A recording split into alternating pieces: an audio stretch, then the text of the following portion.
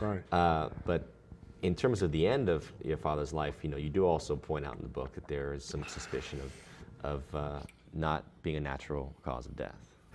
There was an investigator, and I don't know, everybody knows this guy. His name is Matt Birkbeck. He investigates all celebrities when they die. First of all, there was no autopsy.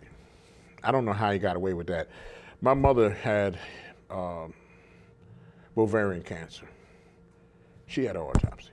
Even though we knew what she died from, still, you have to have an autopsy. Right. Okay. What happened was somebody was paid off, the doctor or somebody was paid off not to have an autopsy. Now, I'm going to bring back attention to Chip Lumar, who was married at the time, or they were separated. Matter of fact, they separated not too long after that. But Chip Lumar went on national television at Channel 4, I think it was, in Atlanta, and he started talking. He said, every bone in my body can't tell me that James Brown wasn't killed. Now, what I found out with the investigator, okay, and you can see all this stuff. You can go to his website and everything. It says, if you put in there the death of James Brown or the lynching of James Brown, you can find all these things. He said that, and I didn't even notice, that he said that my sister was there, okay, and Chip Lumar and Charles Bobbitt. Who was Charles Bobbitt? Charles Bobbitt was my father's manager at the time. Okay, and he used to also be a manager with Michael Jackson for about 2 years. Right? We're not even gonna get into that because he said he was fired. I found out that he wasn't fired. His job was ace because he was stealing money. They were the only two there. See, now after a while, there was a lot of people there, but they all went home. Mr. Bobbitt says that he went down to the pharmaceutical downstairs, and the pharmacy closed at 10 o'clock. Now this is after 10 o'clock. He's saying he went downstairs to get my father some Ensure. If you know Emory Hospital in Atlanta, Georgia, they'll feed your whole family. You ain't got to go nowhere. You don't have to go down there and get no Ensure or whatever. They have places where you can sleep. This is a very good hospital, Emory. And they have, so all these things that he says, it doesn't fit. Okay? It doesn't fit at all. Like he says, my father had a burning sensation and, then he covered him up and all of a sudden he was gone. The doctor says that before my father, they had cleared his chest up, number one. They cleared all this stuff and everything. And I kept getting calls from this Mr. Charles Bobbitt saying, they can tell everything your father did. Now everybody knows what he did. I talk about it in the book. I don't hold no punches back, and what they was calling PCP. Well, it wasn't, it wasn't PCP. You see, but that's only, it acts as hallucinogenic, it's angel dust. They act the same. You know what I'm saying? It's formaldehyde, and he used to take like his cool cigarettes and dip them in them sometimes, but he didn't get high all the time. If he did, he'd have been a lunatic. You see what I'm saying? You can't smoke that stuff every day, and if you do it for a week, you coming out like a zombie. Right. So I understand the kind of drugs that you have. I mean, I told to tell my father, I got a PhD in drugs. I went to prison for drugs, so ain't nothing you can tell me about no drugs. You know what I'm saying? So let's clear that up, that it wasn't PCP. Okay. So Mr. Bobbitt claims that he went downstairs and got this Ensure. Okay, but I don't know what he's got. I can't say that he got whatever, came back, and that's when all the stuff happened. It wasn't maybe about, not even a half hour later, and the doctor said he gets a code, and he's saying to him, like, because he knew my father was clear. Everything was, they were going to keep him for one more day, and we were going to do, well, we usually start doing Hartford, Connecticut this Monday, because I was in New Jersey at the time, and when I was in New Jersey, we had already said that we wasn't going to do Hartford. Let them rest, and we'll do B.B. King's Club. Okay, so. Oh, because they were still pushing him, driving. Yeah. The tour schedule. We still had the tour schedule going on. Was quite insane. Right. But he said when he went in to see Mr. Brown, he was laughing. He was having a good time. Everybody telling everybody to go home, be with your family, and all that. His skin appearance, like you see here, his skin appearance was, he had his color. Yeah. He said he came back in the room, he was gray. All of a sudden. You know, so that was no congestive heart failure. That had nothing to do with congestive heart failure. My thing is he was poisoned. When Chip Lumar went on television and said that, 3 or 4 days later, he was dead. Lumar. He was dead. Wow. So, you know, it's... Well, in terms of, I mean, whether or not the poisoning is a definitely, you know, one way of doing it, but the question is motivation. Now, I know people like Randy Quaid have come out saying, look, I believe that there's what's called celebrity whacking, right? Yeah. And he's said, look, I know people that I believe were killed because their managers, their lawyers, people were taking, basically, they got control, they wanted to get control of the assets, they got some stake in it, and then they changed the wills. I can show people where they can go. They can go to starplanettv.com/straight/talk. That's Matt, the investigator, and it has it all there. You know, starplanettv.com. Yeah, and you can get everything, man. Yeah. Everything you know, because he did the investigation. He said my father was poisoned. But so the motivation would be what? Accessing to the wills, the properties. I mean, who? Well, the who wills, the properties, the I Feel Good Trust, because most of the money that he was leaving was going to underprivileged children. You had to kill that trust in order for anybody to get anything. So the trust was killed. You see, automatically. I'm sure he gave you a lot of insight into how the music industry works and how, you know, a lot of people Lot, talk about man. the corruption Yeah. of it. Matter of fact, it's funny that you say that because that, you know, I step lightly in that. You know, I watch out for one to be fame and fortune. You know, you pay for that. You see, and that's not the person that really, you know, what I want to do is just be able to play my music, get it out. I don't care if I don't sell a million seller. Right. You know, I was talking to Ice-T, right? Now, you know, with his controversy with Cop Killer and all that stuff like that, right? But he says, Daryl, he says, man, he said, I got my own thing. I got a nice underground crowd. I send 350 copies. That's just like selling a million because I get everything. I get one. So, you know, my concept of that is, you know, I want to get good music back out there again. Music that you can play with your mother and party and doing things like we used to, you know, because now it has us so separated. Absolutely. Yeah. But so your father was able to break free of most of those corporate controls over his music? Well, see, that was the reason. That was one reason why they would have, because see, let me tell you something. He, back in, I can remember, I'm gonna say 65, him and Otis Redding were getting ready to start the biggest distribution company for black music. Well, next thing you know, Otis is dead. And Otis didn't die in no plane crash. He was beat up, okay? So was Sam Cooke. Sam Cooke was getting ready to own his own publishing. He was murdered and beat up, and they tried to say that it was a lover's quarrel, and the guy came, you know, okay? So all these things my father was telling me, but the reason why they didn't kill my dad, because they figured they could make more money off of him. Right, so long as they could make money off of you to keep you alive. Exactly. But at a certain point, they can also kill you and take your assets. Yeah, you become like Barbie and Ken. Okay, you're a commodity. You're something you don't even. I always call it as the slave master coming taking his name back. You know what I'm saying? Because it seems that way. It seems like that. Oh, right, because the slave gets the name of the master. Exactly. Right. So here we come. We know now we own you. And see, my father never sold his name and likeness. But now we own that name. We're making money off of you. And once that name, and see, you got to understand now, he was at the highest point of his career. Okay. So there had to be some kind of shakers and movement behind that because you just don't die on Christmas Day. Now, what do you mean he was the highest point of his career? Oh, he was at the highest point of his career. He was at here we go again. You got 7 decades. My father was a millionaire 5 times. That means you got to come down and go back up 5 times. And he was at the highest point of his career. He did many things, especially when we did the thing with Michael Jackson on BET and different things. You know, now everybody sees the legend. This is the legendary James Brown. This is who everybody's gotten everything from. You know, he changed the game of music. No, we got a lot to talk about the music, but first I want to get back to the Michael. You mentioned Michael Jackson, and MJ obviously derives so much from your father. And he loved your father to the point that he spent an hour alone with him after he passed away. It was 2 hours, you know, because he wanted to know, you know, he was telling me, he was dressing him and telling the mortician how he wore his hair and this way, asking all kind of questions. That's how he ended up with the gold casket.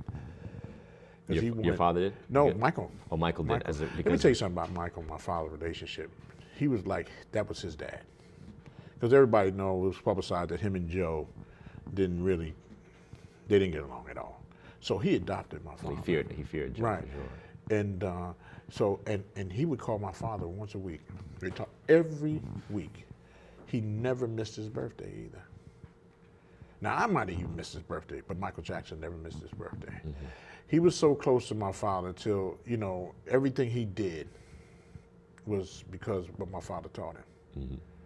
You know, to the last time he came out, you know, he was talking about Sony and different things, you know. He called my dad before that. Because both of them had talked about getting out. Now, whatever that is, getting out.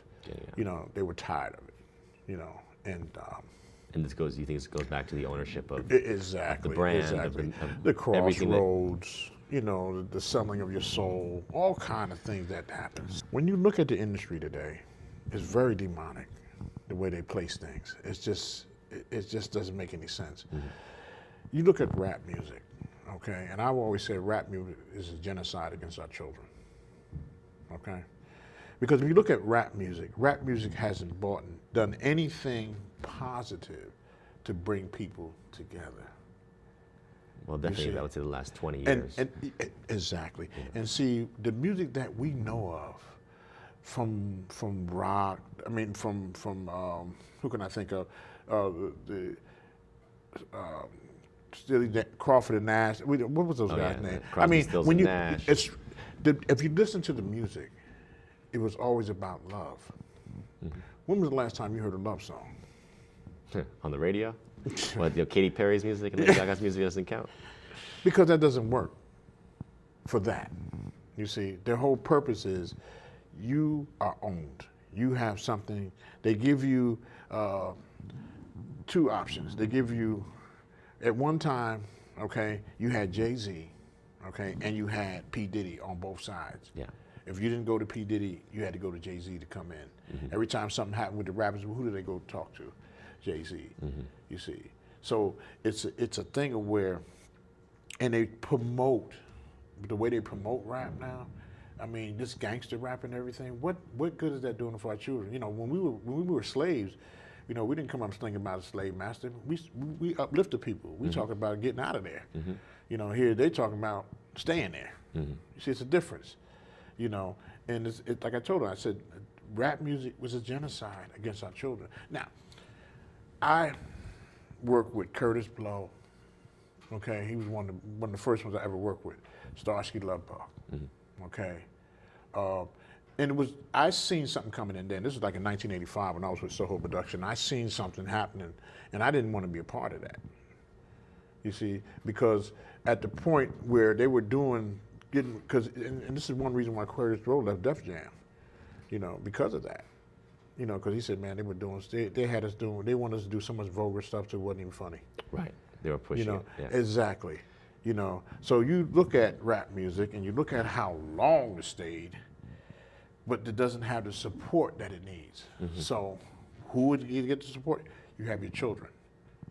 You see, you have them. And I tell everybody, I said, that's what it was. It was a genocide against it. If you play something, push something in somebody's head long enough, they're going to like it. Of course. Because that's all they're getting. Exactly. You see, they're not getting the music that we used to get, like Marvin Gaye's and I mean, the people that had messages, Gil Scott-Heron. We're not getting those songs anymore, okay? Now we're getting a song talking about, I'm taking you home, screw you, and then saying, I don't want you to meet my mother. You know what I'm saying? I just want to screw you. Yeah. There it is, you know. If it's even that literate, to be honest. I think now, we're at the point and where I there's tell not you even... Tupac, I love Tupac, and I'm going to tell you why. Mm-hmm. What Tupac did was, he touched on being a thug. But what he did was he turned being a thug around. Mm-hmm. Okay, and it was a reason for that. You see, because you thought of us black men as thugs. If we didn't have you thought of us as thugs. Every time a black man's on the corner, and we'll congregate, we just talking, that's a gang. Mm-hmm. You see, but if you take your whites and they're talking, that's a club. But Tupac was very clearly coming from Mutulu Shakur's trajectory of how do we actually use hip hop as an organizational As an tool, organization. Going back to the Black Panthers. And I love, you know, when that was my man. Yeah. You know, that was my man. But then you think about why he was taken out exercise from this from the game, because you know, people like your father and Jackson understood it. It's like you cannot go against that structure and hope to survive unless you're completely underground. Exactly. See, that's why God gave us one mouth, two ears. We need to listen more than what we talk about. You see what I'm saying? We want to pray, but that's not the answer. It's visualization. And meditation and visualization. Mm-hmm. He understood that. Mm-hmm. You see, and he always went with his first mind. Right. And we say that's God's mind. He never second guessed himself, and that's what made him so famous. Yeah, he never second guessed. You know, he went with it. What you told him he couldn't do, he'll do it. Right. Just because you told him he couldn't do it, you know, that's how he was. Exactly. That thing about selling the souls. So you don't think your father sold his soul? I do. In a certain sense. He told me, you know, a certain time, you know. But his concept was, well, hell, God made the devil. So sooner or later, the devil gonna go back to God anyway, and he was right about that. That's true. That's true. But what was the deal? Like, what did he say was the deal? He just said he went to the crossroads. That's it. He said, "Don't go to." He said, "Don't do that." He said, "Whatever you do, stay off the." You know, so because he paid dear. Yeah, because it was such a fight. You know, because by this time, you know, I tell you a good thing to watch is that BMW commercial. Was it hit? He was in? He was in his BMW with the little car and everything. It's called Racing with the Devil. Oh, really? If you ever see it, it's on YouTube. You know, and it tells you a lot. You know. Well, I'll tell you. Do you think? I mean, from looking at a lot of these things that occur when there's someone who attains a level of fame and then all of a sudden someone very close to them is taken. Do you think that Teddy's death was a consequence of that? Yeah. Deal. Yeah. And he knew it. Yeah, he knew it. You know, and that to me can, you know, I mean, we all were close. Teddy and I went to private school together in Fort Lauderdale, Florida, and I moved with my father when I was 9 years old.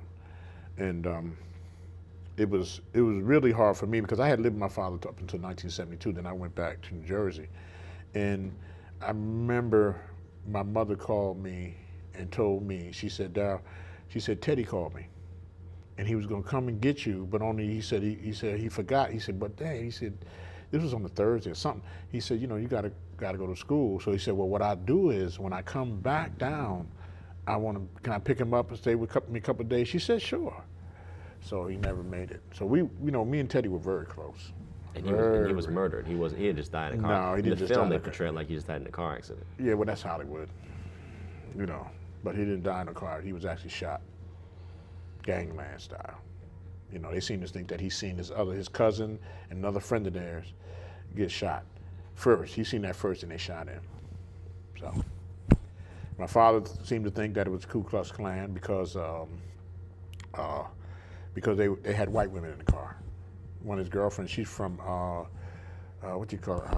upstate New York. I forget where she was from. So basically, Teddy and his, who was it? You said cousins? Cousin. One was his cousin, and one was a friend of theirs from Toccoa, Georgia. So 3 black guys. Yeah, with white women.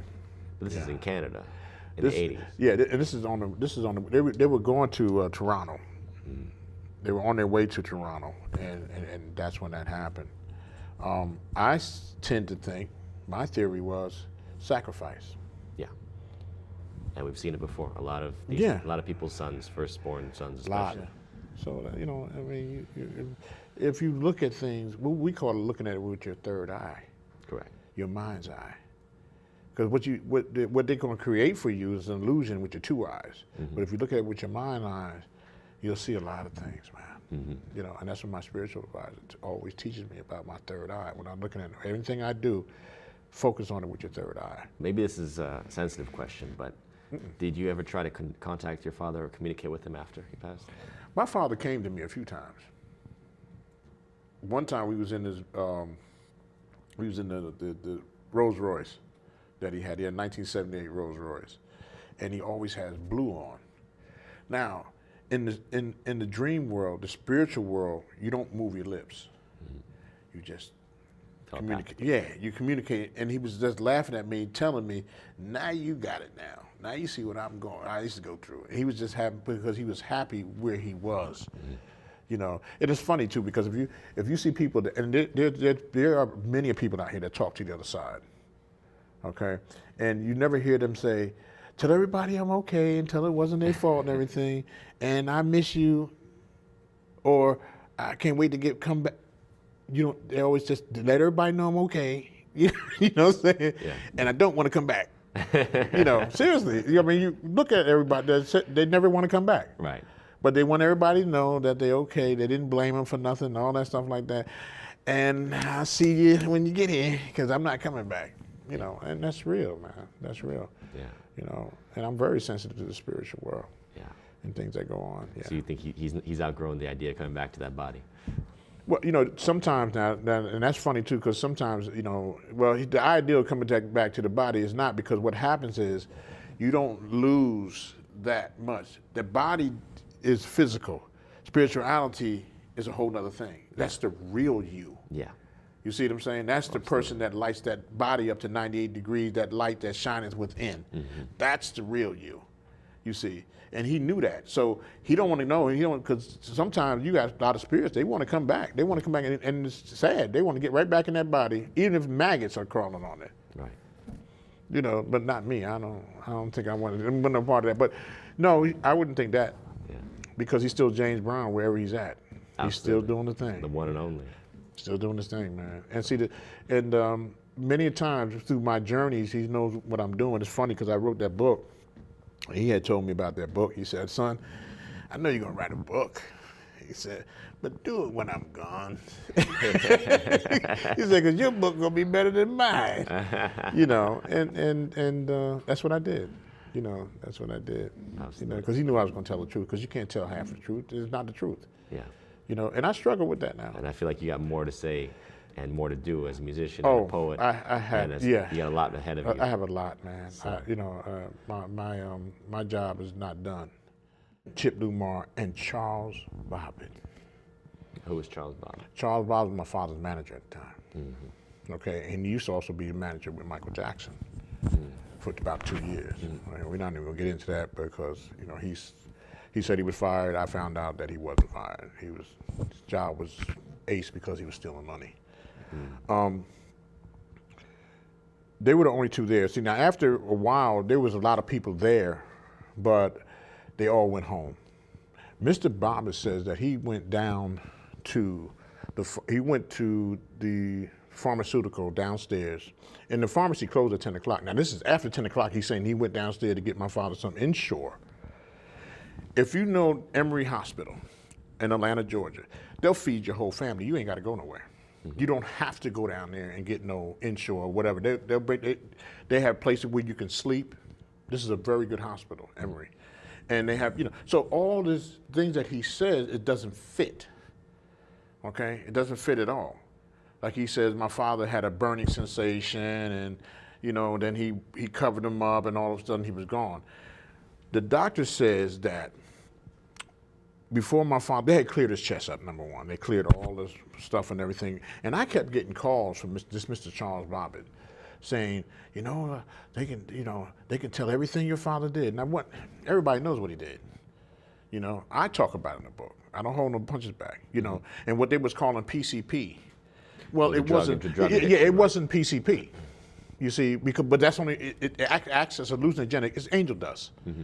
They act the same. Mm-hmm. You know what I'm saying? It's formaldehyde, and he used to take like his cool cigarettes and dip them in them sometimes, but he didn't get high all the time. If he did, he'd have been a lunatic. You see what I'm saying? You can't smoke that stuff every day, and if you do it for a week, you coming out like a zombie. Right. So I understand the kind of drugs that you have. I mean, I tell my father, I got a PhD in drugs. I went to prison for drugs, so ain't nothing you can tell me about no drugs. You know what I'm saying? So let's clear that up, that it wasn't PCP, okay? So Mr. Bobbitt claims that he went downstairs and got this Chip Lumar, who was married at the time, or they were separated. Matter of fact, they separated not too long after that. But Chip Lumar went on national television at Channel 4, I think it was, in Atlanta, and he started talking. He said, every bone in my body can't tell me that James Brown wasn't killed. Now, what I found out with the investigator okay? And you can see all this stuff. You can go to his website and everything. It says, if you put in there the death of James Brown or the lynching of James Brown, you can find all these things. He said that, and I didn't even notice, that he said that my sister was there, okay? And, right. But in terms of the end of your father's life, you know, you do also point out in the book that there is some suspicion of not being a natural cause of death. There was an investigator, and I don't know, everybody knows this guy. His name is Matt Birkbeck. He investigates all celebrities when they die. First of all, there was no autopsy. I don't know how he got away with that. My mother had ovarian cancer. She had an autopsy. Even though we knew what she died from, still, you have to have an autopsy. Right. Okay. What happened was somebody was paid off, the doctor or somebody was paid off not to have an autopsy. Now, I'm going to bring back attention to